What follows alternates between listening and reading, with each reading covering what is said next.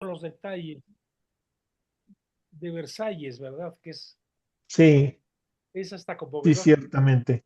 Cuando hizo, por cierto, Mm, una película reportaje, Sacha Guitry, que era un comediógrafo, a mí no lo admiro mucho, pero sus películas sí me divertían bastante. Esos reportajes fílmicos, como Si me contaran ujú. Versalles, que lo Ajá. conoce como desde niñito, ¿verdad? Fue a una cacería con su padre y el cardenal de Richelieu le encantó el lugar, dijo, ahí va a ser él su casa, pues, y lo hizo. Pero al final de su Mm. vida, en la película, se está confesando, pero no le acaba de gustar un detalle en la fuente de Bourbon y ya más que la confesión de sus pecados, lo que estaba viendo eran los pecados de Bourbon en la realización de la fuente. Y entonces tiene la confesión y le dice, Bourbon, y le empieza a hacer, ¿por qué no cambias esto y esto aquí? Y sigamos, padre. Y, sí, y pone las manos así, ¿verdad? Como de plegaria para continuar la confesión. Porque fue un reinado además larguísimo, pero en fin. Pero ese es, fíjate, un cine reportaje que también lo hay, es muy, Sí, claro, me claro. gusta mucho la ficción, o sea, que es el mundo de Guitry, frívolo, muy reflejado en la aristocracia versallesca, pero bueno, en fin, Bueno, Cierto. pues si les parece, podemos iniciar. claro, perfecto. Bueno, pues buenas tardes. Mi nombre es José Samuel Martínez López, soy académico del Departamento de Comunicación aquí en la Ibero y también estoy en este momento coordinando la maestría en comunicación. Y bueno, nos da mucho gusto recibirlos aquí en este seminario. Les platico, este es un seminario que hicimos a partir de una clase que está dando el profesor Paco Prieto en línea a dos estudiantes de la maestría en comunicación de aquí de la Ibero, de cuarto semestre, las dos estudiantes. Y bueno, como lo hemos hecho en los últimos 3 años ya, aprovechando que el profesor Paco Prieto se da un tiempito para compartirnos sus experiencias y conocimientos, pues decidimos que podríamos abrir esta sesión, ya que es en línea, a personas interesadas. Entonces, afortunadamente, hemos tenido muy buena convocatoria y el profesor Paco Prieto aceptó y bueno, también tuvo a bien invitar a Javier Mier, ahorita los vamos a presentar a los dos, para colaborar en este seminario y bueno, para nosotros en el Departamento de Comunicación pues siempre es un gusto, un placer recibir nuevamente al profesor Paco Prieto, tenerlo aquí en el claustro de profesores y bueno, seguir apoyando la estela de las humanidades y de una visión muy amplia de la cultura que ha marcado el sello aquí el Departamento de Comunicación durante sus más de 60 años de existencia. Y bueno, en ese marco, hoy que este año se cumplen los 65 años de nuestra carrera, pues hemos hecho estas actividades, así que estamos muy contentos de iniciar el día de hoy este seminario. Eh, en esta ocasión toca reflexionar, estudiar, repasar el periodismo narrativo. Y bueno, el profesor Paco Prieto desde hace varias semanas ha estado elaborando esta lista de temas y seleccionando algunos textos. No podemos leer todos los que quisiéramos por tiempo. Y llegamos a este temario que les compartimos a la mayoría. Así que bueno, les damos la bienvenida. Muchas gracias por acompañarnos. Les platico, esta sesión del seminario se va a estar transmitiendo por Facebook en vivo, en el Facebook del Departamento de Comunicación de la Ibero. Si alguien quiere retuitearlo o reenviarlo a su página de Facebook, lo puede hacer. Si se mete a Ibero Comunicación Oficial en Facebook, de ahí puede reenviarlo a otra página. Y también lo estamos transmitiendo obviamente por Zoom, donde lo estamos grabando. Si en alguna ocasión no pueden acompañarnos en alguna sesión, nosotros estamos grabando todas las sesiones y las vamos a subir a un canal de YouTube donde las podrán revisar. Ya enviamos por correo electrónico a las personas que se registraron una liga para que descargaran las lecturas, la mayoría de las lecturas que se van a revisar en este seminario. Faltan algunas, dos o tres, pero la mayoría ya se las compartimos. Y bueno, y también les enviamos un correo comentándoles que esta sesión del día de hoy, que es la primera, y la siguiente, en la segunda vamos a revisar, a dialogar sobre el texto de Walter Benjamin, de Iluminaciones 2 y el texto de McLuhan sobre el aula sin muros. Les enviamos las páginas que había que revisar que sugirió el profesor Paco Prieto de ambos textos. Si alguien no recibió la liga para descargar las lecturas o si tiene alguna duda, me puede escribir aquí por el chat de Zoom y con todo gusto le asesoro. Y si no, me pueden escribir un correo a samuel.martinez@ibero.mx para cualquier duda o pregunta que tengan. Al final del seminario, que terminará el 13 de mayo, vamos a hacer entrega de unas constancias a todas las personas que participen en la mayoría de los seminarios en estas sesiones. Bueno, pues bienvenidos a todos, bienvenidas. Voy rápidamente a presentar a nuestros instructores, a nuestros profesores. Empezaré por el profesor Paco Prieto. Paco, buenas tardes, bienvenido Hola, nuevamente. muy buenas tardes. Aquí estoy Bueno, como, saliendo de una gripa, pero de muy buen ánimo, ¿eh? qué bueno, bienvenido. Como mucha gente sabe, el profesor Paco Prieto, bueno, él es un escritor, es novelista, es un profesor de larguísima trayectoria. Él es egresado de la carrera de comunicación de aquí de la Ibero de la segunda generación, que ingresó en el año 62 y egresó en el 66, si no me equivoco, o cerca de esa fecha. El profesor Paco Prieto, bueno, ha sido, además de escritor, obviamente, ha colaborado en muchos medios de comunicación periodísticos, ha conducido programas de radio y televisión de diferentes temas, sobre todo vinculados a la cultura, a la historia, a la tauromaquia. Eh, Ha sido profesor catedrático en varias instituciones, además de la Ibero. Ha obtenido varios reconocimientos por su trayectoria profesional y académica. Y bueno, es uno de los profesores más queridos aquí del Departamento de Comunicación. Fue director del Departamento de Comunicación en los años 80. Fue profesor académico aquí en la universidad también.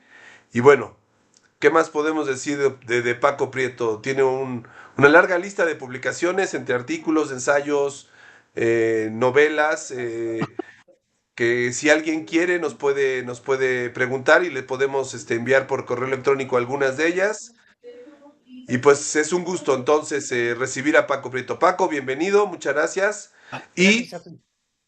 antes de darle la palabra a los dos, presento también al profesor Luis Javier Mier Vega. Luis Javier, él nació en Puebla en el 53, es licenciado y maestro en comunicación aquí por la Ibero. El profesor Javier Mier cuenta también con estudios de maestría en Historia de México por la Ibero, así como con un máster en Periodismo y Comunicación Digital por las Universidades Carlos III y la Autónoma de Barcelona.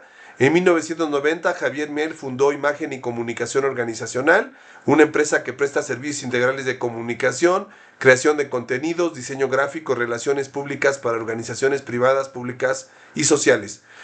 Javier Mier cuenta con más de 50 años de experiencia profesional en medios de comunicación, elaboración de mensajes impresos y audiovisuales y comunicación en organizaciones. Entre otras, ha dirigido revistas como Cuadernos de Comunicación, Umbral 21, Revista del Consumidor y Desarrollo Rural, así como la página de medios del 1 más 1. Es profesor numerario de la Universidad Iberoamericana, institución en la que impartió clases de elaboración de mensajes, periodismo, géneros dramáticos y teoría de la comunicación por 15 años, tanto en la licenciatura como en el posgrado. En ese lapso que trabajó aquí en la Ibero fue coordinador de la maestría y de la licenciatura en comunicación, así como de la especialidad en periodismo. Es autor de varios libros y ensayos sobre comunicación, periodismo, teatro y literatura. En 1985, Javier Mier obtuvo el Premio Nacional de Literatura, Periodismo Cultural, que otorga el Instituto Nacional de Bellas Artes por el libro del que es coautor, Tres Crónicas del Teatro en México. Es coautor del libro Periodismo Interpretativo, entrevistas con 8 escritores mexicanos y ha dictado conferencias en universidades de México, Brasil, Colombia, Perú y otros países. Bienvenido, estimado y querido Javier. Muchas gracias. Ahora sí, le cedo la palabra a los dos. Adelante, Paco y Javier, los escuchamos. Bien, yo quiero contarles de entrada una anécdota que tiene que ver con Javier. Me acuerdo que hace muchos años trabajamos juntos esa extraordinaria historia del periodismo de un francés, Georges Bell. Y resulta que yo nunca, cuando vivía yo en París y luego en diversas ocasiones en que he estado, nunca se me antojó ir al Panteón. donde están los muertos ilustres de Francia, digamos, ¿no? Y un día me agarró la lluvia justo en la entrada del Panteón, y una lluvia bastante pesada. Y dije, bueno, pues ni modo, conozcamos el Panteón. Y andando por el Panteón, me encontré muchas cosas que para mí fueron noticias, fueron novedades. Entre otras cosas, que ese autor de la historia magnífica del periodismo, George Bell, ahí estaba y se cuenta su historia. La historia es que le cayó un bombazo cuando estaba en su cubículo investigando y ahí quedó y ahí se murió, pues, ¿no? Así me enteré de las muertes de mucha gente que murieron de un modo un tanto cuanto accidental, ¿verdad? Sin esperarlo. Imagínese usted un profesor, como lo era yo, que estoy en mi cubículo, cae un bombazo, no me lo espero y hasta ahí llegué, ¿verdad? Bueno, entonces trabajamos el libro de George Bell, me acuerdo muy bien, pero me acuerdo también otra cosa, que es que fue una experiencia importante para mí. Era yo jurado, no voy a decir el nombre de los demás jurados, ni mucho menos de los demás concursantes, pero estábamos revisando los materiales y cuando ya nos reunimos a la deliberación final, yo no sabía que él y Loris su esposa, habían enviado un trabajo. No lo sabía, pues. Pero al leerlo digo, sí, claro, son ellos. Y cuando me dicen, ¿y usted qué piensa? Yo dije, pues miren ustedes, yo tengo motivos ahorita para reservarme el voto mío, ¿no? De cuál es el trabajo al que debemos darle el premio. Y luego les diré por qué. Y luego les diré por qué. Y todos se manifestaron a favor de aquel trabajo de Javier y de Loris, unánimemente, pero así, sin duda, los demás jurados. Y conste que esto es interesante porque había, no voy a decir los nombres, figuras así importantísimas, pues, en el panorama cultural, en el medio cultural nacional, y figuras de no solamente importantes por su trabajo, sino además con peso, con poder, digamos, ¿no? En el medio cultural. Y cuando ellos ya se manifestaron a favor, yo dije, pues miren, para mí también es lo que reúne los requisitos, ¿no? Para otorgar este premio. Y si no lo dije es porque trabajan conmigo, porque son amigos míos y porque me parecía de muy mal gusto manifestarme yo primero, ¿verdad? Y dijeron, pero es que no hay ninguna duda. Y bueno, finalmente así fue como se otorgó aquel premio de Bellas Artes. Y insisto, no digo los nombres de las personas y luego dije la que me espera en cuanto sepan que fui yo jurado y que ninguno de ellos fue, fue siquiera premiado. Afortunadamente eran eh, personas muy serias, ¿no? Que entendieron que finalmente a veces uno manda o puede uno mandar un trabajo a un premio diciendo en una de esas me saco la lotería y agarro una miscelánea de todo lo que ha venido haciendo, lo empaqueta, lo envía y aquello no tenía algo que para mí debe tener, si estás dando un premio o un libro, es que sea un libro, o sea, que tenga un núcleo, que tenga un centro, que forme parte de una investigación diferencial. Pero en fin, cuento la anécdota y podemos arrancar. Y primero, perdonen la tos, primero vamos a ver un poquito, porque aquí vamos a ver este tema de los grandes reportajes de los grandes reportajes, que diré yo, narrativos, si le hemos puesto reportajes narrativos, o entrevistas narrativas, o crónicas que son narrativas, hay una diversidad que es, que es impresionante. Es decir, hay algunos que uno los lee y uno dice, esto es tanto una novela como es un reportaje. Si no me lo dicen, lo estoy leyendo pues como una novela. Y al mismo tiempo me está informando de algo, me está revelando algo, un hecho objetivo, un hecho que sucedió, por eso es un hecho, y del cual yo no tenía ni idea todo lo que aquello escondía.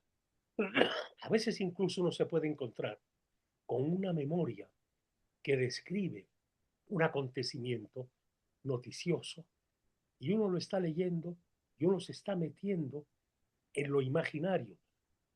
Y uno se da cuenta que el mismo que lo escribió y que es un texto autobiográfico, él mismo estaba en el imaginario cuando lo escribía. Y a veces uno lee un reportaje narrativo que sin embargo uno se da cuenta que es un trabajo que tiende y provoca en uno la, la sensación, la experiencia de que uno está asistiendo a algo objetivo que es tal y cual lo está contando la persona. Hay en esto una enorme variedad. Entonces, a mí me ha parecido interesante acercarnos antes de entrar propiamente en materia a, al periodista. ¿A quién es el periodista? Ustedes saben que el periodismo surge porque existe un tipo humano que lo origina. Existe un tipo humano que cuando ya hay periodismo formal aparece objetivamente, ¿no? Se manifiesta, pues. Pero había un tipo humano que antes era otra cosa. ¿Por qué? Porque no había propiamente periodismo. Ese tipo humano que da origen al periodista fue el cartero. En primer lugar, por lo que hacía el cartero. El cartero era un hombre curioso. Todo periodista es curioso. Todo periodista se pregunta por qué. Por eso son tan buenos preguntones, digamos. Por eso a veces puede resultar desesperante estar con un periodista, porque le está uno diciendo, sí, ¿por qué? De veras. Y le están a uno sacando información. Entonces, ¿por qué? ¿Por qué? ¿Por qué? Es decir, la obsesión por preguntar y una obsesión auténtica de saber a través del otro, de extraer la experiencia del otro. Yo recuerdo una vez que me encontraba en una reunión en casa de Brianda Domecq, una reunión, invitaron a una enorme cantidad de escritores.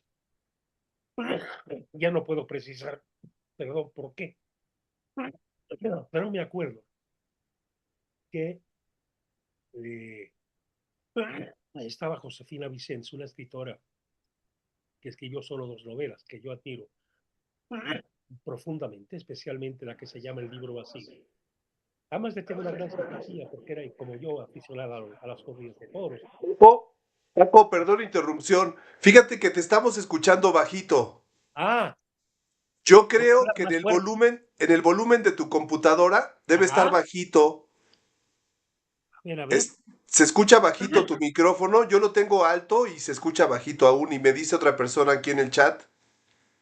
a ver, Si tú puedes identificar dónde está el volumen de tu máquina, el si le puedes volumen. poner subir el volumen de tu máquina. A ver, a ver, a ver, a ver. Aquí estoy en la flechita que marca para arriba. Cambiar audio, no. O es que estás un poquito lejos, quizás. A lo mejor, ¿verdad? Hacer colar. A ver si ahora se oye más alto o no. Sí, mejora un ¿Sí? poco, sí, mejoró. Qué bueno, Adelante. pues voy a sacarlo más todavía. ¿Sí? A ver. Bueno, Gracias. les decía, en casa de Brianda Dobeck y estaba Josefina Vicens, que había escrito una novela que a mí me recordaba mucho, una novela emparentada, digamos, en la raíz. Nada que ver en cuanto a la forma, pero sí en la raíz, en la temática, con una que había escrito Solares. Solares estaba ahí, le dije, vente, vente. Ella escribió, ¿tú te acuerdas de la novela? Tal. Sí, claro. Pues ella no conoce la tuya y me parece interesante que hable.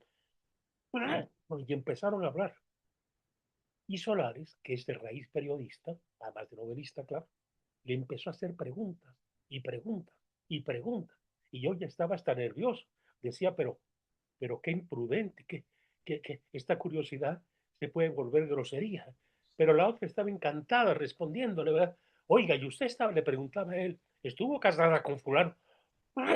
Sí, pero luego se separaron. Sí, ¿y por qué? Y la otra dice, bueno, es que, bueno, usted sabe, eh, él, él era homosexual. Sí, yo no sabía, mire. Y aquello seguía, y más preguntas, y más preguntas, y más preguntas. Yo no tendría, ni el valor, ni la naturalidad de estar matando a preguntas a una persona, ¿verdad? Pero bueno, A lo que voy es que el cartero es una figura muy curiosa. Podía morirse en su pueblo haciendo lo mismo que había hecho su padre, su, su abuelo, su tatarabuelo, pero este se empleó como cartero. El cartero salía a caballo a entregar cartas. Llegaba una posta donde cambiaba el caballo. Ahí comía, o ahí cenaba, o ahí tomaba un refrigerio, y ahí se reunían gentes de diversas procedencias sociales y hablaban. ¿Y qué decían? Chismes, anécdotas de su propia vida, lo que iban a hacer. Y el cartero estaba fascinado. Viajar antes no era algo tan agradable como puede serlo ahora.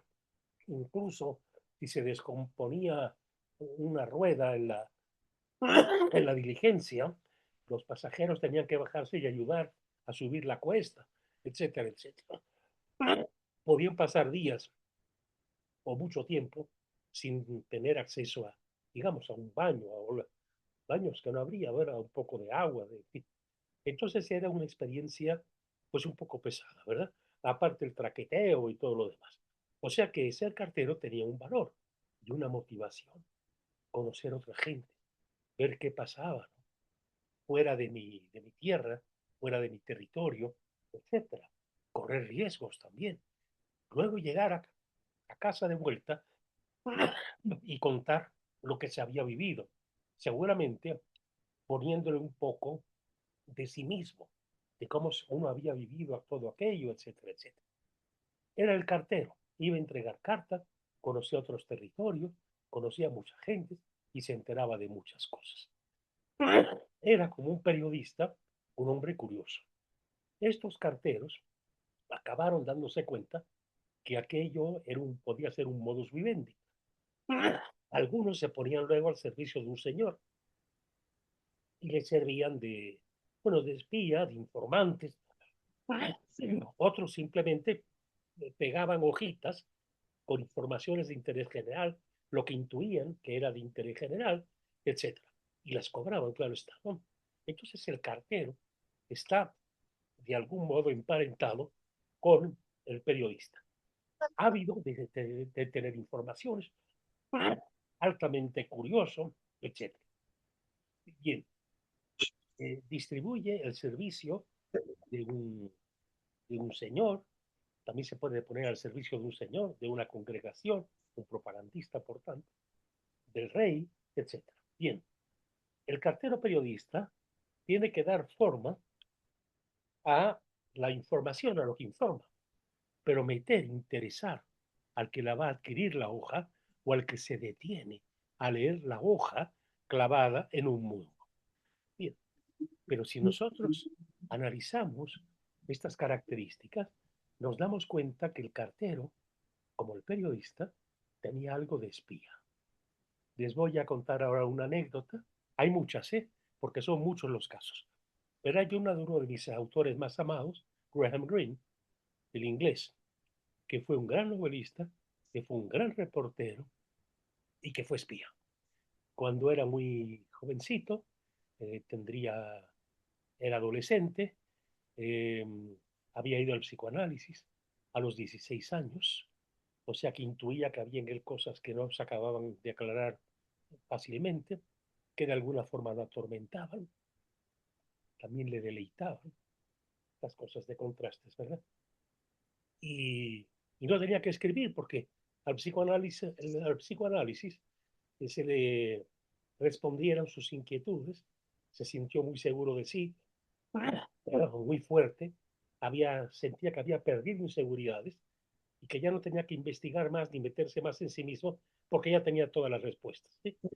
Luego se dio cuenta que uno se muere y sigue con preguntas y sigue con misterio y se va a ir a la tumba sin saber finalmente por qué escribió lo que escribió, si ni siquiera ya está seguro de que las cosas hayan sido así. El caso es que Graham Greene se le ocurre que lo interesante es ver qué está pasando en la Primera Guerra Mundial, ir al continente. Su papá no le iba a financiar un viaje al continente y menos en tiempos de guerra.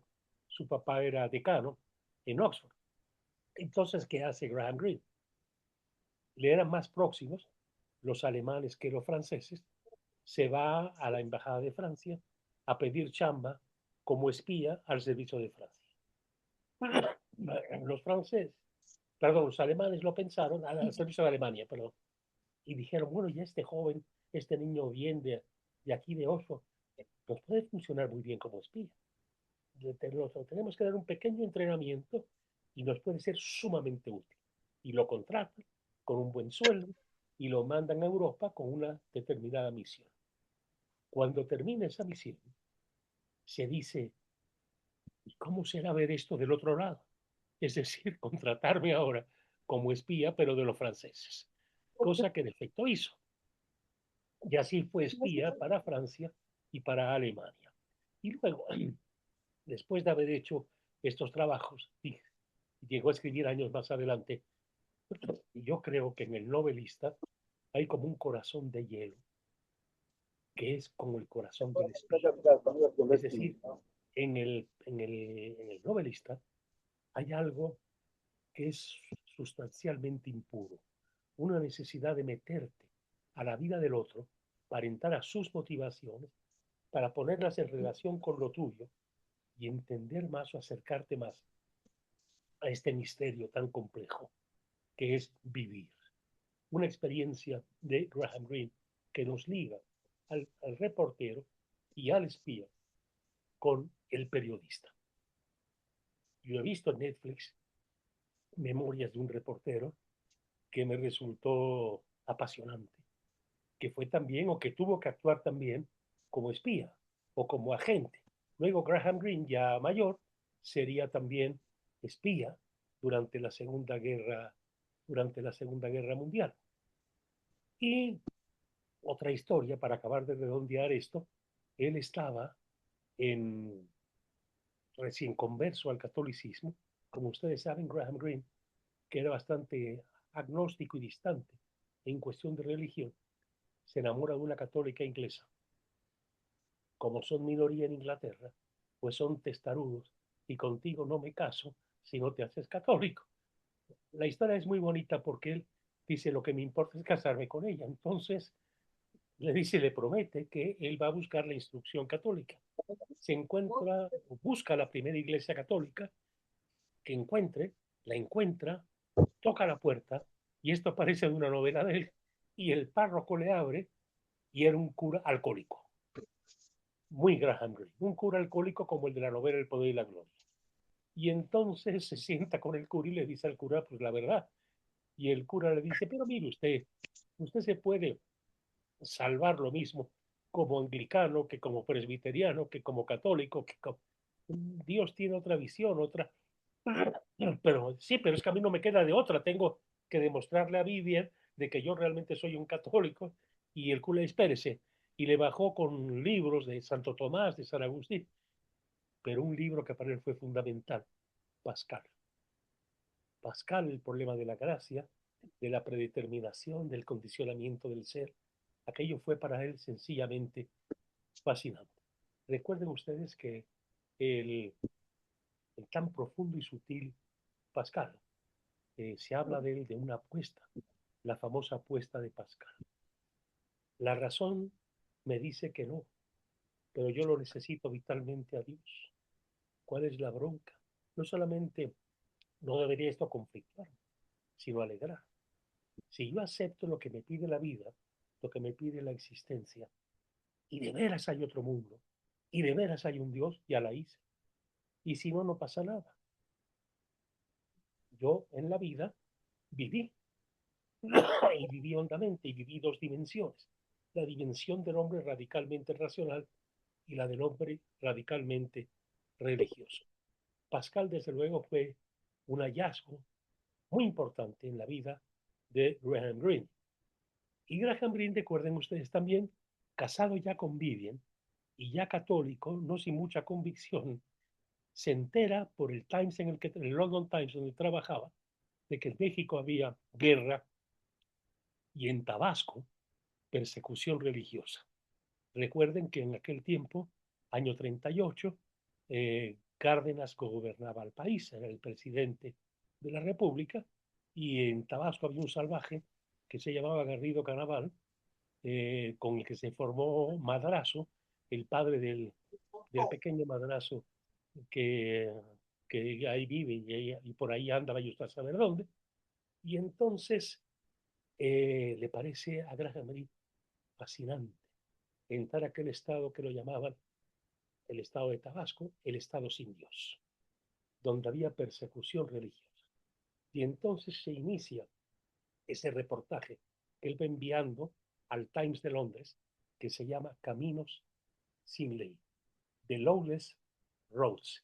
Graham Greene tenía un editor que le ponía, le respetaba el título a Greene para Inglaterra, pero que le buscaba otro título más comercial o más atractivo para el lector gringo. Entonces el libro apareció en Inglaterra como The Lawless Roads, que a juicio mío es el buen título, Los Caminos sin Ley. ¿Quién nos iba a decir que tantos años después, cuando creíamos que dejábamos atrás los caminos sin ley, íbamos a estar de vuelta en los caminos sin ley, y uno de cuyos protagonistas sería también un tabasqueño, que ya no era obviamente Garrido Canaval. Garrido Canaval, discípulo de Madrazo padre, fue el que mandó a sus huestes, las camisas rojas, a dispararle a los que iban a misa en San Juan Bautista de Coyoacán, y llegaron con metralletas, se bajaron, y cuando la gente salía de misa empezaron a disparar a mansalva, dejando un reguero de cadáveres en la plaza de Coyoacán. Bueno, el caso es que Graham Greene se viene a México de la frontera, y vean ustedes la cosa, le toca mucho, mucho de camino sin ley, no solo en Tabasco. Le toca la rebelión del general Saturnino Cedillo en San Luis Potosí, y así va viendo muchas cosas que nos va evidenciando por su gran curiosidad el México de aquellos años. Los caminos sin ley, pues, ¿no? Y es un recorrido hasta llegar al estado de Tabasco. No había carretera hasta Tabasco, tiene que tomar un barco en Veracruz, etcétera, etcétera. Y escribe el reportaje, que es excelente. Ese reportaje, por cierto, fue un libro en este país donde no ha habido censura de libros, porque nadie lee, como bien decía, y nadie leía, mucho menos entonces, como bien decía Vasconcelos. No, claro que no hay censura, pues en este país no lee nadie, ¿no? ¿Por qué se molesta el gobierno en crearse problemas? Incluso si pasamos muchos años de la época en que les estoy hablando y recordamos a Vicente Leñero, cuando le prohibían, que le pasó con más de una obra, ponerla en un teatro del centro de la ciudad, le dijeron en una que se armó todo un escándalo: ¿por qué no la pone allá en Ciudad Universitaria, en Cultisur, ¿no? Porque claro, la gente que le preocupaba al gobierno, esa gente o no tenía auto o estaba muy lejos ir hasta Cultisur, entonces allí que le importaba al gobierno que a personas como ustedes y yo pudiéramos ver esa obra, etcétera. El caso es que el, el caso es que ese libro fue prohibido en México. A mí habían hablado mucho algunos periodistas notables como don Ramón Zorrilla, de que tenía que leer Los Caminos sin Ley, pues no se conseguía. El libro había estado censurado, no se permitía que entrara ningún ejemplar, etcétera, etcétera. Y un día estoy en un Sambor y me puse a ojear mientras esperaba para pagar la cuenta los libritos ahí en una colección que parecía de libros del oeste, de Saint-Louis, etcétera, y veo uno con una portada que era típica de una novela de vaqueros, y cuando veo la contraportada decía: en el año de 1938, cuando Cárdenas era presidente, estos son los caminos sin ley. Inmediatamente me costó 6 pesos. La, la pagué y me metí otra vez al Sambo a empezar a leer la novela, y es un reportaje ciertamente magnífico. Pero lo que es genial es que después del reportaje publica la novela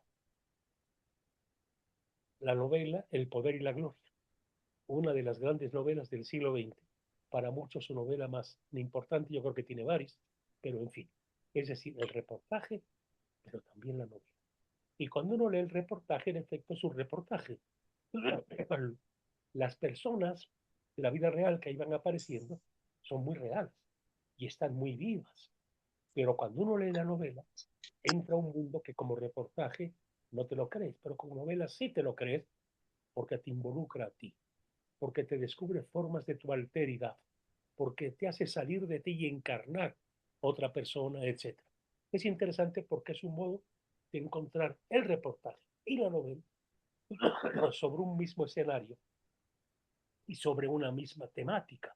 Y son dos cosas, sin embargo, diferentes. El espía Graham Greene es aquí también el que va a observar, el que va a descubrir a los ingleses lo que está pasando en un mundo que les es muy, muy distante, muy, muy ajeno, etcétera, etcétera. Y que lo está haciendo real porque te la crees, como te crees también la novela, etcétera. ¿No? Bien, entonces el cartero, el espía, el novelista. Y de alguna forma también todo esto reúne a una persona ávida de penetrar el mundo de los otros y hacerte sentir posible, cómo es posible ser así, cómo es posible que eso que se cuenta haya sido así, lo cual requiere ciertamente mucho talento. Pero bueno, a medida que las sociedades se hacen más complejas, va evolucionando la sociedad pasando de la primacía del signo mágico a la primacía del signo lógico. Si ustedes, por ejemplo, lo ven en literatura, todas las grandes naciones, culturas, comunidades productoras de literatura se inician con el realismo mágico o con lo real maravilloso. Esto, esto así es, ¿no? Él no tiene, la gente no tiene suficiente conocimiento ni siquiera sentido de la existencia de la psicología, de la sociología, etcétera, etcétera. Pero tienen que explicar lo que han visto, lo que ha sucedido, etcétera. Entonces nos cuentan las cosas desde su perspectiva vital, desde su perspectiva existencial. Pero a medida en la cual empiezan las personas a, a buscar la verosimilitud de las cosas, cuando empieza a haber científicos, cuando empieza a haber universidades, cuando todo tiene que llevarse a un discurso racional, empiezan a contarnos de un modo realista o pretendidamente realista. Y cuando pasan siglos, ya no hay ni el realismo ingenuo, ni el realismo mágico, ni tampoco el realismo crítico, este realismo social o psicosocial, etcétera, sino que empieza a haber otras cosas. Las cosas son así, pero también las hay. Y empieza a surgir la novela psicoanalítica o la novela donde el complejo mental se vuelve lo protagónico del relato, o empieza las personas a analizar en un análisis exhaustivo, donde hay más preguntas que respuestas, etcétera. Pongo un ejemplo, podemos pasar de Homero en Grecia, cultura occidental, a Cervantes, el realismo crítico. Cervantes tiene ya en cuenta que el lector duda, que tiene que convencer al lector que lo que está contando es verdad y que de veras sucedió. Entonces, ¿en qué se basa Cervantes? Me contaron. Bueno, ahí me lo pudo haber contado un loco o una persona muy sensata. Y las novelas de Cervantes, del Quijote, está lleno de historias, como la vivieron, como las presenciaron, como las explicaron las personas que ven encontrando en el camino. Y al mismo tiempo van apareciendo personas de muy distinta confección, de muy diferentes modos de ser. Esto ya no es el pueblo primitivo, en que la gente es como es, que la gente prácticamente no ha cambiado, que el nosotros tiene más peso que el yo. Ya en las novelas de Cervantes empieza a surgir el individuo que critica, que se, que se enfrenta a, a, lo, a lo que se pretende universal, a lo que se pretende colectivo, a lo que responde a la esfera del nosotros, y empieza a surgir la esfera del yo.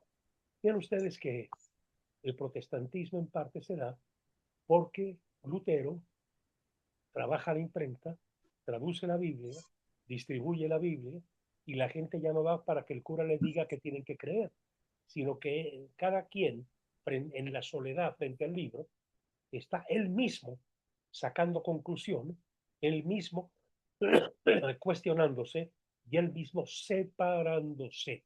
Empieza a aflorar el yo sobre el nosotros. El primer gran ejemplo en la literatura universal es Don Quijote de la Mancha, que funda la novela realista crítica, porque es radicalmente crítico además, ¿no? No pretende ser reportero, ser objetivo, sino hacer de las subjetividades una nueva objetividad. Y después podemos saltar de Homero a Cervantes y a James Joyce, donde el lenguaje ya se va transformando, las palabras significan muchas cosas al mismo tiempo, una contradice a la otra, los discursos no están perfectamente articulados, gramaticalmente correctos, etcétera, y lo visual, y viene el regreso de lo visual. Si algo nos enseña McLuhan es precisamente que la invención de la imprenta y el desarrollo de la lectura va haciendo que empecemos a ver el mundo como algo que puede ser medible, que puede ser eh, que pueden convencernos determinados puntos de vista y que de hecho navegamos entre diversos puntos de vista, pero donde lo verbal vence a lo que es oral. Las culturas más antiguas son culturas orales. Lo que priva es la oralidad. Si nosotros leemos o releemos Cien años de soledad, nos estamos dando cuenta que ahí lo que priva es la oralidad del colectivo, lo que surge de la experiencia compartida, etcétera, etcétera. Pero si nosotros pasamos al realismo crítico de un Dickens, de un Balzac, desde luego de un Cervantes, o, cuidado, del Lazarillo de Tormes, porque el Lazarillo de Tormes nos habla de un mundo competitivo, de un mundo en que el ser humano puede ser un enemigo para el otro ser humano, de un mundo en que se da y se presenta, se escenifica la lucha por la vida, etcétera. Y vean ustedes que lo más interesante es que a lo largo de los siglos la picaresca no ha muerto. En la literatura mexicana contemporánea estamos llenos de autores de novelas que rememoran al pícaro, al viejo pícaro del Lazarillo o de Quevedo en El Buscón Don Pablo. Arráncame la vida de Mastretta es una novela que tiene la raíz en la picaresca. Por ejemplo, la obra de José Agustín y parte de la obra de Gustavo Sáenz también tiene su raíz en la picaresca, etc. Otro ejemplo de Moisés. ¿Tienen ustedes más realismo mágico que que la Biblia hebrea? Abrir el mar rojo y que pase el ejército de los israelíes y que las obras se encuentren, se cierren otra vez y maten a los egipcios, eso es real maravilloso, indudablemente. Todo lo que hace Moisés es real maravilloso. A Balzac, que quiere hacer una contabilidad de todos los que pueblan la sociedad de su tiempo, etcétera, etcétera, o llegar a Proust, el análisis finísimo, contradictorio en uno mismo, para uno mismo, de lo que uno mismo es, o de lo que uno cree que han sido los otros, recuperar el tiempo perdido, pero darse cuenta que yo ya no soy el que fui, etcétera, y quiero volver a vivir lo que viví, etcétera. Es pasar del nacimiento de la cultura, la Biblia, a el otoño de la cultura, en Marcel Proust o en James Joyce o en Kafka, donde se introduce el absurdo. Si nosotros vemos lo que está pasando en el mundo aquí y ahora, nos damos cuenta que no estamos viviendo ni a Joyce, ni a Proust, ni a Kafka siquiera, sino a Ionesco. Esta sociedad es absurda, grotesca, ridícula y mueve a risa si puedes hacer una distancia con ella. Y si algo cuesta mucho trabajo en esta sociedad en que estamos llenos de pretextos para no enfrentar la realidad, estamos llenos de cosas objetivamente buenas, pero distractoras. Tenemos Netflix, tenemos HBO, tenemos de todo, lo que querramos. Pues. Si nos gusta mucho la ópera, podemos pasarnos el día oyendo y viendo ópera. Si nos gusta el fútbol, podemos hacer lo mismo, etcétera, etcétera. Es decir, estar constantemente expulsado de la posibilidad de integrar el mundo en el cual nos encontramos. Y claro, todo esto se refleja en los medios de comunicación. McLuhan nos haría ver cómo en las páginas de los periódicos, siempre frente al lado de la buena noticia, está la mala noticia. Empiezo a leer las brutalidades del señor Trump o de López Obrador o de, en fin, todas estas bobadas que uno dice no es posible que digan tal cosa o que me mientan de una forma tan descarada, ¿verdad? En, en los comunicados oficiales de todos los días. No lo puedo creer que alguien sea tan, Dios mío, tan, que le esté hablando a quien está hablando, a gente muy ignorante, necesitada de que alguien le ordene el mundo, etcétera. Pero cuando ya digo, estoy abrumado, más los asesinatos, las desapariciones, las diversas formas de extorsiones, pero del otro lado tengo la publicidad. Y entonces digo, hombre, mira, qué barato me están dando el whisky Johnny Walker, etiqueta azul, es increíble este precio. La buena noticia borra la mala noticia. Y así vivimos, ¿verdad? Con un conjunto de compensaciones y sin acabar de enfrentar la mala página con la buena página, etcétera. Bien, en Francia y en toda Europa se va pasando, la cultura francesa ha sido muy libresca, digamos, ¿no? Por eso estoy citando me estoy centrando en Francia, pero esto se dio en todos los países de Europa. Empieza a haber un periodismo de especialidad. Todavía no llegamos al nuevo periodismo. Estamos en el siglo de Luis XIV. Entonces, por ejemplo, antes y todavía después un buen rato, hasta llegar a la Revolución Francesa, hasta llegar al siglo XIX. Entonces, ¿qué sucede? Que las personas, claro que quieren saber porque ya el mundo tiene alguna complejidad. Para el hombre de poder es necesario saber, tener información que va en parte a fundamentar sus acciones, etc. Entonces, ¿qué sucede? Que hay periódicos, hay periodistas, claro que hay periodistas, ah, que, que hay personas que necesitan saber qué está pasando con sus amigas y con sus amigos, si fulano pega así con fulana, si fulano le puede, si fulano se le puede ir con otra, etcétera, y viceversa por parte de los hombres también. Y entonces surge la prensa sentimental. Se pagaba carísimo, ¿eh? Pero había periodistas dedicados a eso, justamente a ir a todas las fiestas sabidas y por haber y reportear lo que pasaba en las fiestas. Por supuesto, inventando con facha de objetividad una y mil cosas, ¿no? Y creando un y mil problemas, lo cual luego debía divertirle muchísimo. Entonces, ¿qué sucede? Que surge, por ejemplo, en Francia surgió una revista que se llamaba el Mercure Galant, el Mercurio Galante. Pero con estos había otros de información política también, que personas especializadas o que manejaban el poder les interesaba tener, etcétera. La Gaceta de los Tribunales, donde se contaban las cosas terribles que de hecho pasaban. El Rojo y el Negro de Stendhal es una novela basada en un asesinato de la vida real que conmovió a medio país, ¿verdad? La Gaceta de los Tribunales, una prensa muy especializada, y ahí estaban periodistas que les interesábamos más lo político-social o las historias sentimentales, etcétera. Recuerden que una de las grandes novelas que se han escrito en Europa se llamó Las Relaciones Peligrosas. El autor era Coderlo de la Club, que fue un militar que peleó en el Canadá, en fin, en las guerras con Inglaterra y Francia, y que esa novela es una larga crónica de seducciones, de engaños, de la búsqueda del placer, de, del cambio, pues, del otro en una especie de coleccionismo, depredación de otros seres, etcétera. Una novela extraordinaria y quiero ahora recordar una anécdota. Esa novela que ha sido llevada a la televisión, a un un teledrama, y también al cine.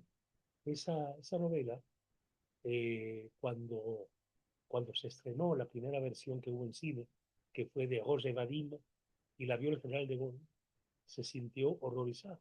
Ustedes saben que el general era profundamente católico, además, era, era muy francés, porque siempre pensamos en otro tipo de francés y no el francés que, vamos, que se la jugó para que Francia fuera siempre católica, etcétera. Cuando De Gaulle la ve, dice, qué barbaridad, hay que prohibir, hay que prohibirla, esa película, no para nosotros, de esto ya sabéis, para el extranjero, para que no hablen mal de nosotros, para que no digan esto franceses con razón, se habla de ellos con tanto escándalo, casi todos dedicados a los adulterios. Entonces el general cándidamente prohíbe que la película sea exportada. Aquí la pudimos ver en el Regis, muchos años después, el Regis que cayó en el terremoto, recuerden ustedes, cuando ya nadie, cuando ya cuando ya a nadie le importaba verla porque ya había pasado mucho tiempo, ¿no? Luego se vino una gran versión, que no recuerdo quién lo hizo, un inglés creo. Pero bueno, lo que voy es que surge este tipo, ¿verdad?, de revistas informativas que obedecen a intereses muy específicos y que se pagan muy caras. Pero luego iba a haber un cambio en el mundo. Y esto es a donde tenemos que llegar. Cuando empieza a hablarse de sociedad de masas, cuando empieza a hablarse de un periodismo con un cierto grado de objetividad, y habrá que distinguir lo que pasa en América de lo que pasó en Europa, cuando empieza a venderse el periódico, cuando el periódico empieza a volverse una necesidad y sobre todo cuando el periódico supera las revistas. Es decir, antes eran revistas, ahora es periódico, periódico que consume una parte importante de la población. No diré que la mayoría, porque la mayoría era analfabeta, es decir, la clase media naciente. Hay que analizar esta clase media naciente y hay que analizar el tipo de periodismo nuevo y cuáles son las características de ese nuevo periodismo. Esto lo trabaja por un lado desde una perspectiva McLuhan, pero desde otra perspectiva muy profunda, Walter Benjamin, el notable pensador alemán que formó parte del Instituto de Frankfurt. Bien, me había dicho, Samuel que en esta primera sesión hiciera este planteamiento para introducirnos a Benjamin y a McLuhan y que ustedes tuvieran la palabra y pudiéramos discutir, ¿no?, lo que a ustedes les importa y lo que a ustedes les ha interesado de todo esto. Quiero únicamente decir en este momento, y antes de que entremos al diálogo del seminario, lo siguiente. El siglo XVI, antes de que se escribe el Quijote, el siglo XVI, antes de que se naciera propiamente México, en Europa, si que tenemos que describir a la Europa del tiempo, tenemos que hablar claro, del Renacimiento, de la universidad. Recuerden ustedes que la universidad se crea en el siglo XIII en Bolonia y luego surgen universidades en todos los países europeos. La universidad, un grupo de alumnos y maestros que se reúnen por el interés de saber, que realmente eso es lo que nos une. La universidad no era una gran cosa burocrática, como se volvería luego. Era un punto de gentes que se reunían por amor al saber, por el deseo de conocer. El progreso era muy importante. Se consideraba que se dejaba atrás algo que se llamó la Edad Media y que se entraba un mundo que sería un mundo de transformación, un mundo de movimiento. El racionalismo, el imperio ya del signo lógico sobre el signo mágico, surge por eso una novela como El Lazarillo de Tormes, es decir, el rebelde, el chavo rebelde que siente las injusticias, que se revela contra todo, incluso con cierto temor contra la idea misma de Dios, etc. Finalmente el Quijote en un siglo más tarde. Empieza a apreciarse el alfabeto, muy especialmente, la escritura, claro está. La gente empieza a leer, hay, como la escritura misma, hay un predominio de la linealidad y no de la simultaneidad, etcétera, ¿no? En tanto que en América, dicen ustedes cuando llegan los españoles, ¿no? Frente a las sociedades llamadas precortesianas o precolombinas, etcétera, donde aquí todavía privaba el signo mágico sobre el signo lógico, la nostridad sobre la yoidad, nosotros, el quietismo. Todavía tenemos un peso en la cultura mexicana y en la vida mexicana. No diré de quietismo, que es algo muy radical, pero sí de cierta resignación. Así es la vida, así lo mandó Dios, así está escrito, así hacía mi abuelo, así, en fin, ¿no? El predominio de lo visual.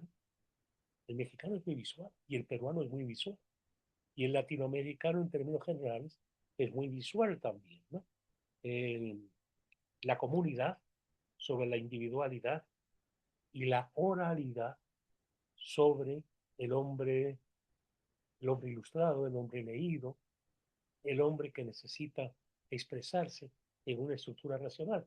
Por eso siempre conmueve y lo pone uno a temblar lo que fue aquel encuentro entre los europeos renacentes. Vean ustedes, aquí me detengo un momentito nada más. Es muy curioso que a lo largo de siglos hemos hablado el mundo, los europeos para empezar, hablando del nuevo mundo y el mundo de ellos como el mundo viejo. Ellos como ya eran universitarios y letrados e imperaba el signo mágico, sentían que era el mundo viejo, pero en realidad era el mundo nuevo. Y el mundo nuevo era el mundo viejo. ¿Por qué? Porque estaban todavía en una etapa humana, que es una etapa donde priva lo mágico, donde priva lo mágico, lo maravilloso. Era al revés. El mundo nuevo era Europa. El europeo estaba buscando el buen salvaje, la bondad que se había perdido. El Quijote está lleno de sueños de un ser humano todavía bueno, todavía solidario, etcétera, etcétera, ¿no? Todavía perteneciente a una comunidad que iba por delante y que se había perdido por el dinero, por el valor del dinero, por la ambición, por el querer ser diferente, ser mejor, por vivir eh, con sueños de cambio y de mejoramiento personal. Realmente el mundo tradicional era un mundo, así naciste, así te desarrollarás y así te morirás igual, sin mayor cambio. Es decir, no estabas pensando en que tu vida iba a cambiar o tu vida iba a ser otra. Eh, Cualquier persona en la Europa del tiempo pensaba en salir del campo e irse al pueblito, al villorrio más cercano, poner un changarrito, comerciar con las especies que otros audaces traían del Asia, la pimienta y todo lo demás, y todos los que vivieron en América, que muchos eran muchachos, muchos, llenos de ilusiones. Me imagino yo, si yo fuera joven o yo, un yo general, que hubiera nacido en aquel tiempo allá. Entonces, qué maravilla que habrá del otro lado del mar. ¿Cómo será? Cabeza de Vaca es el ejemplo más claro. Era un buen chavo. A mí siempre me ha caído muy bien Cabeza de Vaca. Era tan encantador Cabeza de Vaca. No venía a buscar el oro, venía a divertirse, a aventurarse. El mismo, si es un hombre joven con cierta energía, pues ya veré cómo salgo adelante. Pero por lo pronto me voy. Y vean ustedes cómo naufragó una y otra vez. Su libro se llama Naufragios y Comentarios. Y sobrevivía. Y llegaba a una tribu de Sioux o de Comanches, porque anduvo por buena parte del centro de Norteamérica y caía bien, no era prepotente ni era arrogante, buscaba colocarse y ver que sacaba de bueno y que conocía, había un periodista también en Cabeza de Vaca y siempre sale bien librado. Y cuando ya metido en una tribu de la que pensaba que ya nunca volvería a España y que ahí se quedaría, ve que llegan sus paisanos y entonces recuerda, le viene la nostalgia, el deseo de regresar y entonces ve al emperador y ahí se arrodilla y lo regresan a España donde se dedica a escribir. Tipo muy simpático era, pero como él había muchos muchachos llenos pues de valor también y de gran curiosidad, no necesariamente depredadores ni buscadores de oro, ¿no? Era la gente muy, bueno, el que emigra tiene un cierto valor, va a enfrentar un mundo que no es el suyo, va a arriesgar, es muy poco burgués en un mundo en que ya lo burgués, el espíritu que no quiere cambiar, sino cada vez tener más, se va posesionando de las cosas. Entonces estos son jóvenes muy frescos que van a buscar la aventura, que van a buscar algo diferente, eh, todo diferente, la comida diferente, en fin. Recuerden ustedes, por ejemplo, es un breve retroceso en siglos, cuando los primeros que llegan a México, al México del tiempo, que no era México, tampoco, ¿verdad? Allá donde estaban los mayas, llega un cura, los demás murieron, Jerónimo Aguilar, y llega un soldado, Gonzalo Guerrero, andaluz creo, y los agarran los mayas, los hacen prisioneros, el cura acepta regañadientes someterse y ser esclavo, y abominaba de todo, de la comida, de la gente, no le gustaba el tipo físico ni nada, y Gonzalo Guerrero encuentra el encanto de lo distinto, la experiencia que está ganando, y acaba enamorándose de una princesa maya, y acaba siendo el mismo príncipe maya, y también se deja que lo vistan al modo maya, que lo tatúen al modo maya, etcétera. Y cuando llega Cortés y los dos y manda a buscar, porque le habían dicho que había un par de españoles por ahí, y llegan los dos, el cura está feliz, ese cura era sevillano, y lo curioso es que la tez de la piel de aquel sevillano era más parecida a la de los mayas que a la de sus paisanos. Y Gonzalo Guerrero, que era un andaluz güero, le dice a Cortés que lo siente mucho, pero que ella no se regresa, que tiene una mujer y unos hijos. Mira usted qué bonitos son. ¿Yo qué voy a hacer? Y si va a haber guerra, la voy a hacer contra usted. Es ser un tipo radicalmente cristiano, aunque ella siguiera prácticas religiosas mayas. Esa es una historia muy hermosa que sucedió, que está bastante documentada, etcétera, ¿no? Es decir, estamos en dos mundos radicalmente distintos. Por supuesto que ni siquiera pensar en la prensa, en la sociedad incaica, o en la sociedad mexica, o en la sociedad maya. Eso estaba muy alejado, ¿no?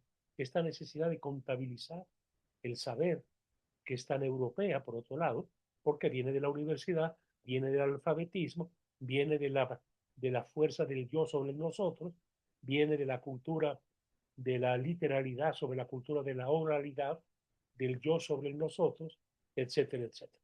Toda la complejidad, pues, de los fenómenos humanos, de lo que dan cuenta los periodistas de los periodistas.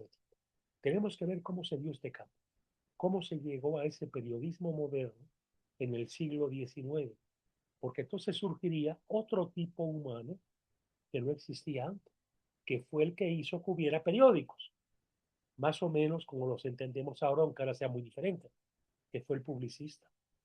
Sin el publicista, que no sabía que era publicista, hasta que se dio la situación, es el que hace posible que existan los periódicos. Porque ¿qué hace el publicista? Se le ocurre que si él va a ver un fabricante de jabones y le dice, mire, tengo este texto, usted va a vender más jabones. Si usted era un periódico, escribe esto que le estoy yo escribiendo a usted. Publica y verá usted el aumento de sus ventas. Y como en efecto las ventas aumentan, la gente empieza a consumir más jabón, etcétera, etcétera, los periódicos ya pueden venderse baratos, antes eran muy caros, la gente se puede suscribir y surge ese nuevo tipo humano que es el publicista, que aliado con el periodista da lugar al periodista moderno.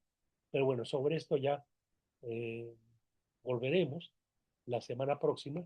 Y ahora, Samuel, tienen todos ustedes la palabra.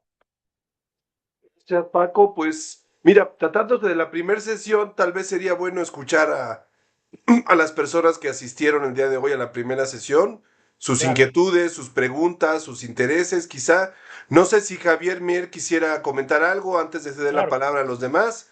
Son las 7:20, tenemos 30 minutos para conversar. Uh-huh.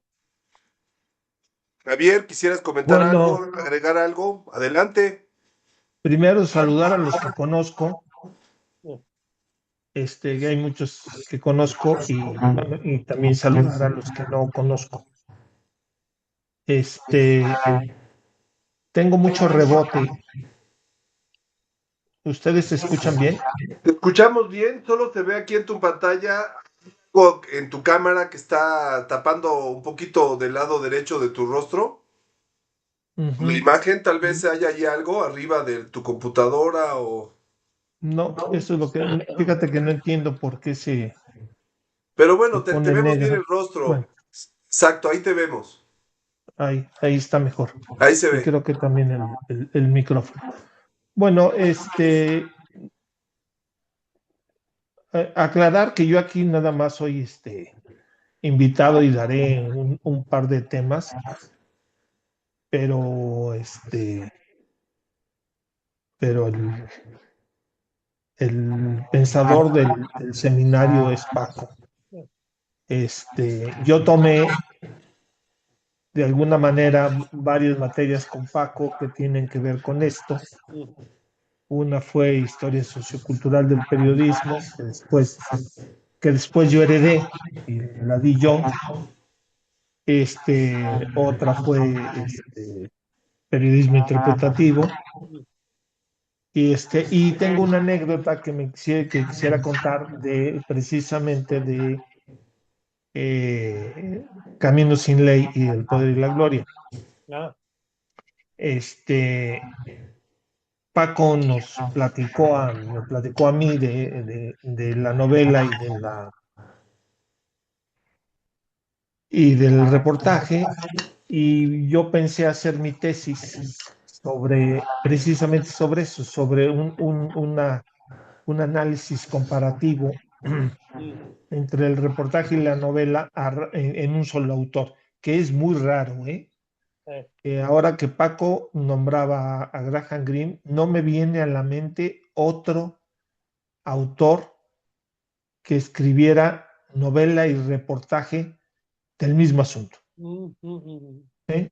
Que escribieran novelas y reportajes, sí, pero no del mismo asunto. Yo creo que es un caso muy singular. Y a Paco le va a gustar esta anécdota porque me mandó con don Ramón Zorrilla ah, y lo fui a ver al ITAM y efectivamente no se conseguía la novela. Paco me prestó su novela y yo la copié, sí, la fotocopié. Fui con don Ramón Zorrilla y don Ramón Zorrilla, entre una pila de libros donde había tazas de café y otras muchas cosas, empezó a buscar y sacó la novela y me la regaló. La novela que yo tengo, perdón, el reportaje que yo tengo de Camino sin Ley, me lo regaló don Ramón Zorrilla. Yo intenté hacer la tesis, le platiqué a Ramón Zorrilla que quería hacer, me regañó, me regañó muy bondadosamente y me dijo que lo que yo quería hacer era un plan de vida, no un plan de tesis. ah, Entonces, que él va a cortar. Sí. Para no hacer ese cuento largo, fracasé completamente intentando hacer esa tesis. Muchos años después me di cuenta que no tenía yo en ese momento los elementos de conocimiento ni del reportaje ni de la novela como para lanzarme a hacer esa tesis. Pero sí es una anécdota. Paco ha mencionado también, está en el temario, Truman Capote ah, y A Sangre Fría. También ahí hay una anécdota. Paco nos dejaba como trabajo final hacer una adaptación o de A Sangre Fría o del relato de un náufrago de Gabriel García Márquez. Y y nosotros escogimos el relato de un náufrago por el tamaño, ya, sí, porque hicimos un cómic, entonces hacer ah, un cómic del relato de un náufrago era mucho más accesible que hacer un cómic de A Sangre Fría.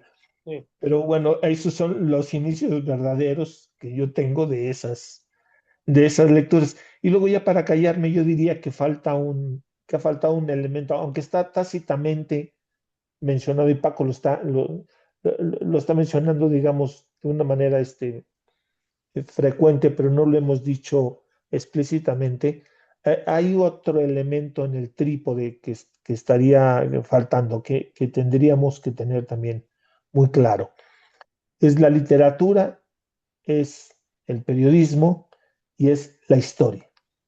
Sí, O sea, es el tercer elemento, porque el periodista, eh, mm, digamos, el reportero, el gran reportero, el creador de grandes reportajes, es un historiador de la actualidad.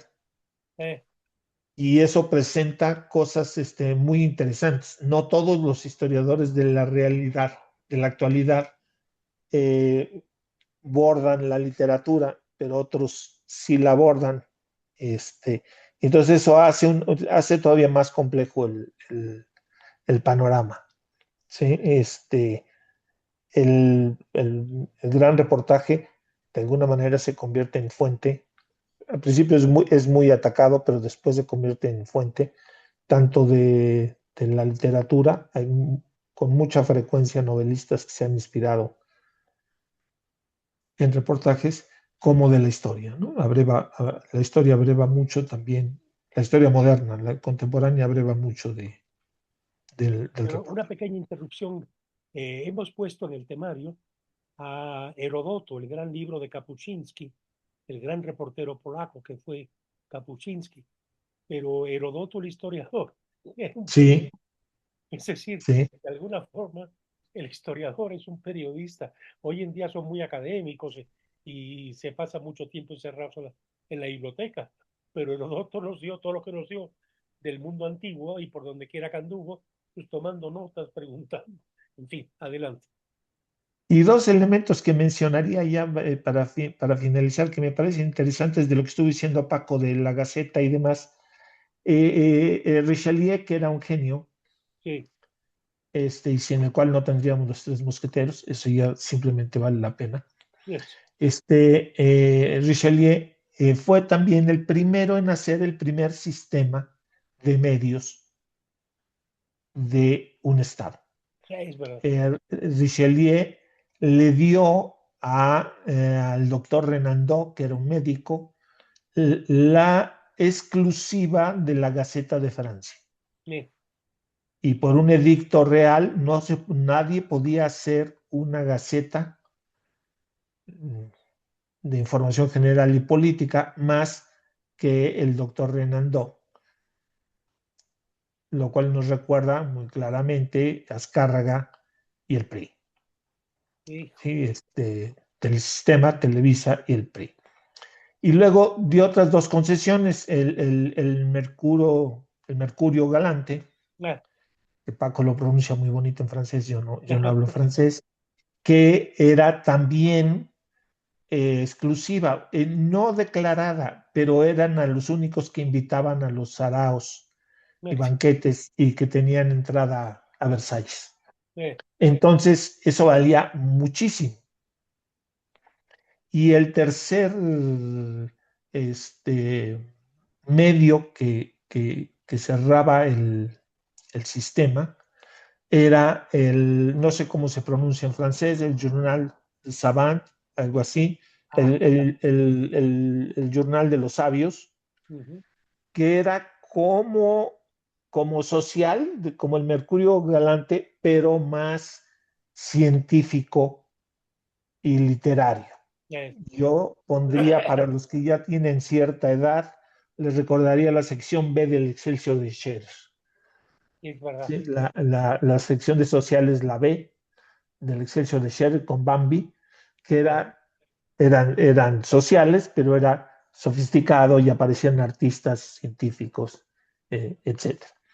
Eh, Fue una genialidad desde el punto de vista político. Mantuvo el control. Claro que, por supuesto, no quiere decir que se cumpliera rajatabla y que no hubiera lo que se les conocía como las hojas volantes Eh, y y las cartas manuscritas, de las que ya habló Paco, de ambas. De las hojas volantes, sí le haría yo el matiz de que si bien la inmensa mayoría de la gente era analfabeta, sí tenía una enorme tradición oral, que también lo mencionó Paco. Y entonces muchas de estas gacetas y de estas hojas volantes se leían en grupo. La persona que sabía leer le leía a los demás, lo cual también me recuerda al Quijote de Cervantes en las tabernas. Y hubo una serie retomando lo de la magia, una serie de hojas volantes, de gacetas que contaban, primero una que se llamó los misterios de París. Y después hubo los misterios de Londres. Sí. Y después los misterios de Roma, y los misterios de Madrid, y los misterios de Milán, y los misterios de cualquier otro lado. Sí. Y eran evidentemente un 15% factuales, reales, y un 85% imaginación del autor. Yeah.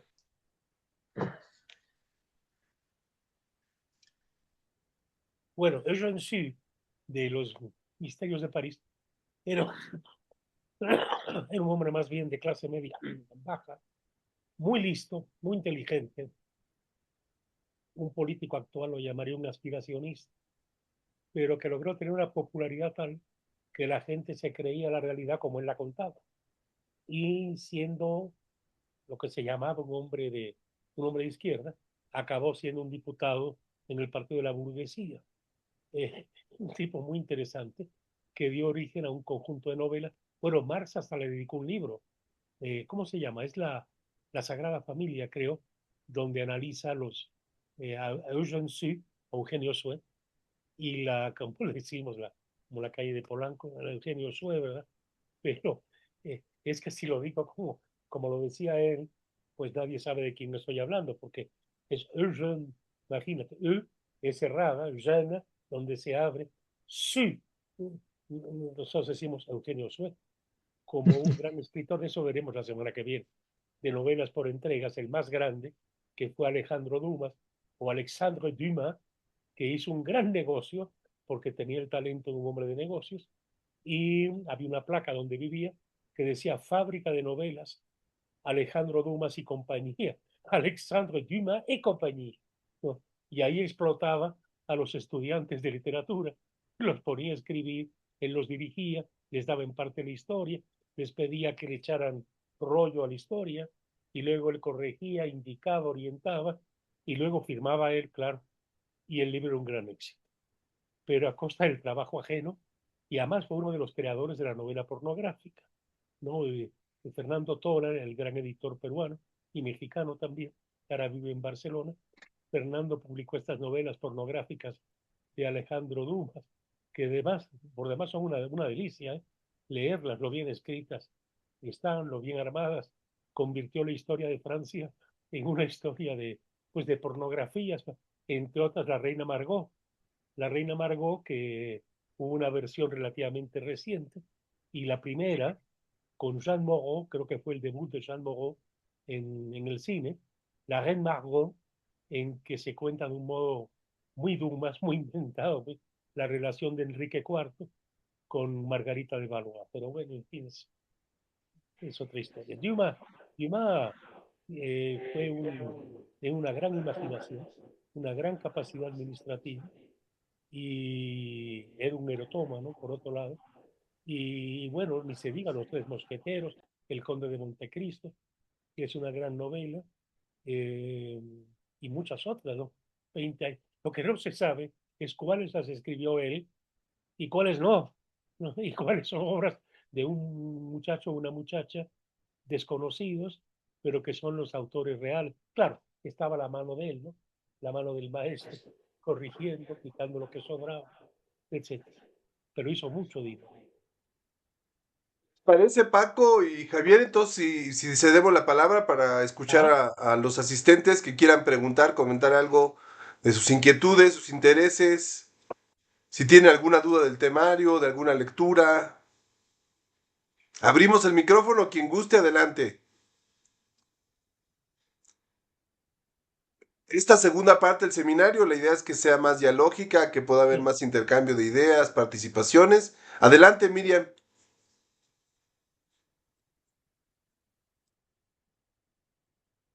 Está apagado tu micro. Es que no me Ahí. acordaba que habían pedido que la pagara. Quería comentar muy brevemente, mi formación original, digamos, viene de la UNAM, de Ciencias Políticas y Sociales, y yo trabajé durante muchos años en la UAM Xochimilco, pero Ajá, ya, digamos, jubilada, me estoy dedicando un poco a estas cosas que tenía pendientes. Entonces, participé en un pequeño curso de periodismo donde vi un poco esta evolución hacia el nuevo periodismo a partir de la obra de Tom Wolfe. ah, Creo que esa fue la que leímos hasta donde yo recuerdo. Y por otro lado, tomé un curso en Flaxo de Argentina sobre creación literaria que tenía una parte importante de periodismo narrativo. Entonces, mi formación de periodismo narrativo es sobre todo de autores argentinos, o sea, el ajá, tipo de Leila Guerriero, ajá, Martín Caparrós, Mariana Enríquez, ese tipo de personas. Y por lo que vi en la bibliografía de acá, la bibliografía es bastante diferente, digamos, salvo cosas como Truman Capote, digamos lo vi en otros lados y también está acá. La mayoría de la bibliografía que aparece en este curso yo no la conozco, entonces ah, pienso que eso podrá ser complementario de lo que yo ya he visto, y espero que sirva para enriquecer, digamos, lo que de alguna manera ya he recogido. qué bien. Muchas gracias. Y Sí una es cosa el... del periodismo muy importante es que tiene que revelarte algo. Cuando uno lee, por ejemplo, de este gran reportero inglés, Alan Riding, el que escribió hablando de México, Vecinos Distantes, entre otros libros, Ujú, ujú, gran lector, un hombre de gran cultura, un europeo. Este, digo un europeo porque se ocupó también de un novelista hoy en día poco leído, inmerecidamente poco leído, que es Julian Green, y escribió un largo trabajo sobre Julian Green y la complejidad del trabajo de Julian Green, etcétera. Pero Alan Riding escribió Y la fiesta continúa, y París era una fiesta, eh, para hacernos ver la cara de la cotidianeidad en la Francia ocupada, que no es la que habitualmente nos ha mostrado el cine. ujú, Es muy diferente, mucho más compleja, etcétera. Pero fue periodista hasta en el título, porque Y la fiesta sigue era una canción, creo que de Michel Emer, que cantaron Piaf y Patachou, entre otras intérpretes de la época, pero que es la fiesta continua, la fiesta del barrio, la fiesta del 14 de julio, cuando bailan esos valses parisienses, el Rabat, el ujú, cuplé francés, ¿no? Mi amante de San Juan, etcétera, etcétera, y las calles se cierran para festejar. Y la canción es La fête va semblar, y bueno, pasan cosas muy tristes, un accidente, una madre que pierde a su hijo, etcétera, etcétera. Y sin embargo, la feta, ¿no? La fiesta sigue su curso, en fin. Y le puso ese título que responde a una canción, y Montón también la cantaba, muy popular en el tiempo. Y la fiesta sí. Y la fiesta siguió, porque, bueno, a Picasso le robaron algunos cuadros por amor a la pintura que tenían algunos nazis. No se olviden que estamos en Europa, que tenían algunos, que querían algunos nazis, el propio Hitler, que era pintor y que se convirtió en el terrible dictador que fue, seguramente porque no le dieron una beca que se la dieron merecidamente a un gran artista, ¿no? Él era un acuarelista que no lo hacía mal, pero pequeñito, no valía gran cosa que digamos, ¿no? Pero todos se estrenaban. Sartre estrenó, por ejemplo, ¿no? Es decir, lo que pasa es que los alemanes que no eran bulldogs como los suelen presentar en Hollywood. Algunos sí, claro, pero otros no. Y casi todos los que mandaron eran afrancesados, es decir, admiradores de la cultura francesa. Y entonces estaban encantados de que estuviera Junger, de que Wilhelm Kempff fuera a dar conciertos, de que Eugen Jochum dirigiera a las orquestas de Francia, etcétera, ¿no? De modo que es el otro lado que hubo en la ocupación, lo cual no le quita lo terrible, pero que es interesante ver cómo el ser humano se va acostumbrando y va viendo cómo más o menos puede seguir viviendo, cómo más o menos la siga. Marguerite Duras, aquí yo nunca le he estimado mucho, pero mucho sí. Y Marguerite Duras se dio muy buena vida, una vida muy social, muy, en fin, ¿no? Y compartían también con el invasor. Es decir, la cosa es bastante más compleja, cosa que Alan Riding nos ha mostrado espléndidamente. Espléndido.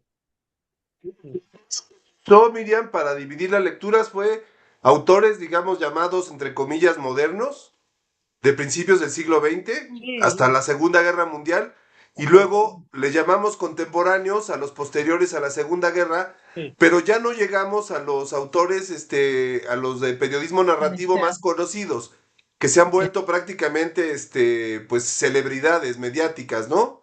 No sí. está Juan Villoro, por ejemplo, no están otros tantos, no está Carlos Monsiváis, no hay otros tantos, justamente para evitar la lectura, digamos, tradicional o la más conocida, ¿no? O los Creo que que eso podemos más bien los fue el periódicos interés. leer, ¿no? Es decir, aquellos que es importante conocer y que no están como quien dice a la mano, ¿no? Me parecía eso mucho más interesante, ¿no? Adelante, Gerardo, te escuchamos. Gracias, buenas tardes, noches a todos y a todos. Yo soy Gerardo Romo, soy reportero de acá de Zacatecas. Y pues un placer escucharles. Y pues me llamó mucho la atención la anécdota que contaban el maestro Francisco Prieto sobre este libro de Graham Greene que escribió a raíz de su experiencia acá en México. Y más me fascinó cómo nos cuenta cómo la encontró.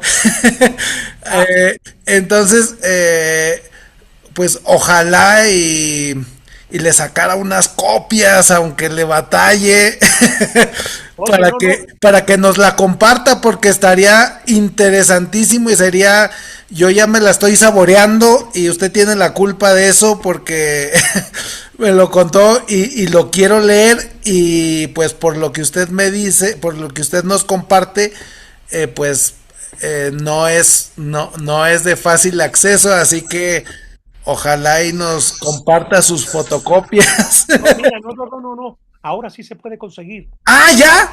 Ya, en el Conaculta. ¡Ah! ¡Qué buena noticia! Ya.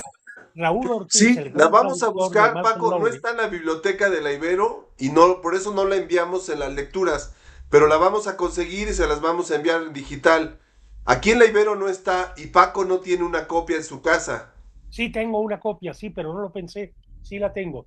Tengo la versión que yo compré en el Sambors, que parece un librito del oeste, pero que lo presté tanto porque no se podía conseguir, que la tuve que encuadernar y a veces con mucho descuido lo puedo romper otra vez las páginas. Y luego Raúl Ortiz, que es el traductor de Bajo el Volcán, un gran traductor de Malcolm Lowry, fue el que hizo ver al Conaculta la Ese es importancia Oscar. de que se republicara. Y es una buena edición que viene con un estudio introductorio de Raúl, que era un gran admirador de Graham Greene. Perfecto. ¿Alguien más que quiera tomar la palabra? Adelante, que quiera comentar, preguntar algo. ¿Se vale de todo? Perdón, yo quiero nada más señalar una cosa. En Google está Camino sin Ley Ajá. en una edición argentina. Sí, la que yo tengo es una edición argentina también. Entonces, nada más es cosa que googleen. Si quieren es eh, LH2 punto W. Pégalo en el chat, no seas malo, Javier. A ver, en el chat. Ok, En el sigan chat de adelante aquí. y yo lo pego en el chat. ¿Quién quisiera comentar, preguntar, sugerir, opinar algo, cualquier cosa? Bueno, yo encontré en Kindle, en inglés, y vale 160 pesos o algo así. Ah, Sin la sí. Si te interesa en inglés, seguramente está en español igual. Sí, Pero es sí que estaría padre que nos los mandara, Samuel, sí, a vamos a todos. buscarla. Es en la Oye, UNAM. Javier, ¿y tu tesis? ¿No sería interesante echarle un ojo? mm, ¿A mi tesis? Pues no es Pues Graham Greene, pues. no, no, no, Ah, no, no. bueno. No, mi tesis Ya no fue. fue entrevistas con 8 escritores Ah, ok. ya mexicanos, casi Con un todos eran vampiro, viejos. no, un no está gran bien. Ok. reportaje Cuando hacías la que le tesis eran, hicimos Lolis bueno, y eran yo. de mi edad. Ok. No es Sí, por eran, recordar esto. eran los autores de la generación de Paco, y híjole, ya no queda ninguno de los entrevistados. Pues mira, es Oh, muy ¿en triste. serio? Cuando se llega a mis 84 años, empiezan a verse puras cosas tristes. Murió Sainz, que fue muy generoso conmigo cuando yo empezaba, por cierto. Murió Agustín, murió Carlos Montemayor, murió Nacho Solán, quien quise muy especialmente. Murió Joaquín Armando Paco, Chacón. te ha ido bajando el volumen de tu compu. Ah, a ver, Ido para ver. bajando, digo, ya después me doy una vuelta a tu casa para ver qué pasa ahí en la compu con el audio, Órale, pero sí ha estado bajando.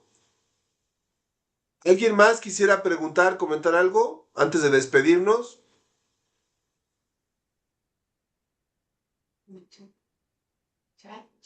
Bueno, a lo Gracias a mejor las personas que... parece, Adelante, Marcela, te ah, escuchamos. a lo mejor parece tonta esta pregunta. Yo no soy muy conocedora, ¿verdad?, de lo que es el periodismo.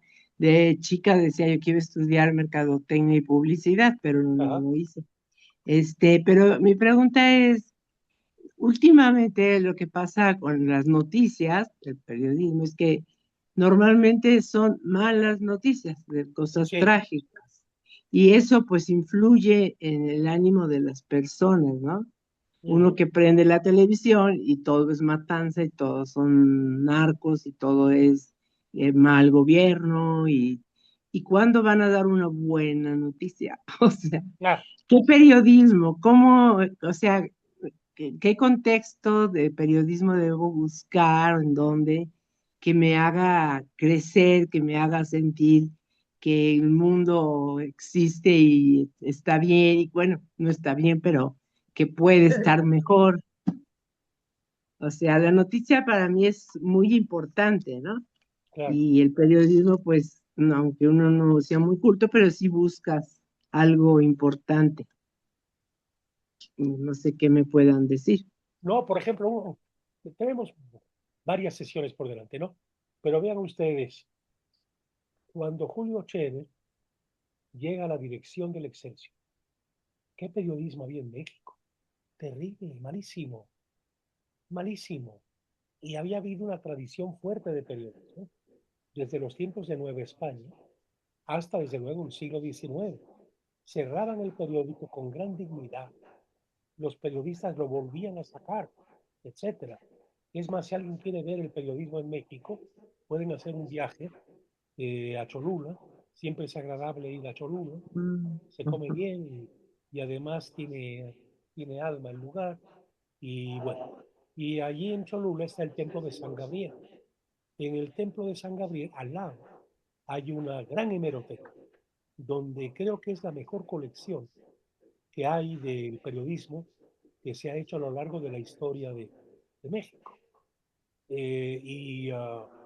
Esto ahí trabajó mucho un franciscano, Francisco Morales, por quien yo conocí ese lugar, esa hemeroteca, y también nos llevó a un alemán amigo mío, especialista en literatura hispanoamericana, Karl Cohn, y fuimos con Elsa Cecilia Frost, una extraordinaria historiadora también, ¿no? Que ya murió, que fue la esposa también de Martí Soler. Y bueno, pero ahí se encuentra todo, pero ya entrando todo lo que se publicó en México. Y entrando al templo de San Gabriel, han conservado el asiento de los regidores. Los regidores eran todos cholultecas. Recuerden ustedes que en tiempos de Nueva España hay que distinguir el tiempo mucho más largo de los Habsburgos, que eran realmente ecuménicos y que respetaron y promovieron el uso de las lenguas locales, de las lenguas de los pueblos originarios, frente a los Borbones, que como ustedes saben llegan cuando, cuando muere Carlos II, que era alguien que no estaba muy bien de la cabeza y que fue un pésimo rey para España. Entonces viene una guerra de sucesión y llega como rey de España Felipe V, nieto de Luis XIV, nieto del rey Sol. Y entonces viene el nacionalismo, la modernidad, el industrialismo, se acaban o empieza a atentarse contra las tierras comunales. Es un cambio que se va a dar en la etapa final de lo que fue, Nueva España. En aquel tiempo, eh, los tlaxcaltecas y los solultecas tenían sus propias repúblicas, que eran respetadas en sus tradiciones, en sus usos y costumbres, etcétera, etcétera. Cosa que se niega y que muchos no saben. ¿Por qué? Porque siempre se ha fomentado una visión ideologizada y antiespañola de interpretación de la historia, lo cual es una barbaridad, porque la verdad es la verdad, diga Agamenón o su porquero, ¿verdad? Entonces, bueno, ir al templo de San Gabriel y ver el asiento de los regidores, ahí no entraba nadie si no era admitido por los regidores solutecas, ¿eh? Y luego pasar a la hemeroteca, bueno, ahí es para pasarse, si uno es un investigador, años y sin agotar todo lo que ahí se contiene, ¿no? Aparte de lo agradable de un día en Cholula, ¿verdad? Bueno, y conocer Tonancintla, que es el barroco más esplendoroso que puede uno imaginar. ¿Puedes comentar algo? Sí, quisiera recomendarte dos libros. Ajá. Perdón, la persona que preguntó. Sí, Marcela. Marcela, perdón, Marcela. Quisiera recomendarte dos libros muy divertidos de periodismo narrativo y mexicano. Sí. Ajá. Uno se llama Talacha Periodística De Leñero. de Vicente Leñero. Uh-huh. Es un libro, además, divertidísimo. Divertidísimo. Sí. Por ejemplo, tiene la no entrevista a María Félix, que es extraordinario. Y otro libro se llama A ustedes les consta, Antología de la Crónica en México, de Carlos Monsiváis, que también empieza desde el siglo, tiene algunas cosas del siglo XIX, que lamentablemente hemos olvidado, como Guillermo Prieto, que era un extraordinario cronista, y se sigue hasta bien avanzado el siglo XX y en todos los estilos, social, psicológico, policíaco, etcétera. Son dos libros que te van a permitir acercarte al periodismo narrativo sin saliéndose del Cartabón. Hay un Cartabón que es un lugar común, que lo dicen muchos periodistas, pero es un lugar común, que good news no son news, que no hay buenas noticias. Sí. Eso en realidad es un Cartabón, que lo desmiente en la realidad. Hay una buena cantidad de periodismo que no es necesariamente negro, aunque bueno, el periodismo trata de la realidad, también es como la realidad se presenta, ¿no? Claro, claro. Sí, me llamaba la atención porque en la Biblia se habla de la buena nueva, y es una noticia, ¿no? Una buena nueva es una noticia. La noticia aquí en la Biblia, pues, es la venida de Jesucristo, ¿no? A salvarnos. Pero en general, lo que me impacta es eso de que prendo la televisión y pues que mataron a no sé quién y que si, o sea, puras malas noticias, ¿no? Y no hay algo bueno como cultural simplemente, ¿no? Que sea, que hablen de cultura. Pero Bueno, les también agradezco mucho, ¿eh?